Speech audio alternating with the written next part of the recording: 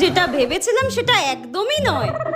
আচ্ছা, যেমনটা আমাদেরকে বলেছিল এই স্বর্গলোক, তেমনটা তো একদমই নয়। কেমন একটা বিদঘুটে প্যাচপ্যাচে গরম এইখানটাতে।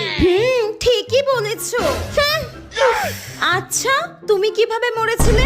আরে, আমার বিয়ের দিন হঠাৎ আমার মনে হলো আমার বর আমাকে ঠকাচ্ছে, কারোর না কারোর সঙ্গে প্রেম অবশ্যই করছে। কার সঙ্গে যেন একটা কথা বলছিল লুকিয়ে লুকিয়ে। আমি হঠাৎ করে দরজাটা খুললাম, কাউকে দেখতে পেলাম না। আমি খাটের তলা দেখলাম, আলমারি খুলে দেখলাম, আমি সমস্ত জায়গা পাগলের মতো করে খুঁজে বেড়ালাম। কথা তো কারোর সঙ্গে একটা বলছিল, কিন্তু কোথাও খুঁজে পেলাম না।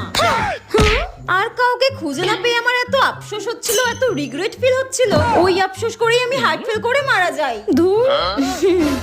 আর তুমি কিভাবে মরেছো? হ্যাঁ, কাজ তুমি ওই ঘরের ফ্রিজটা একবার খুলে দেখতে, তাহলে আজকে আমি আর তুমি দুজনেই জীবিত থাকতাম। ওই ফ্রিজেই আমি জমে মারা গেছি। শালা শাকচুন্নি।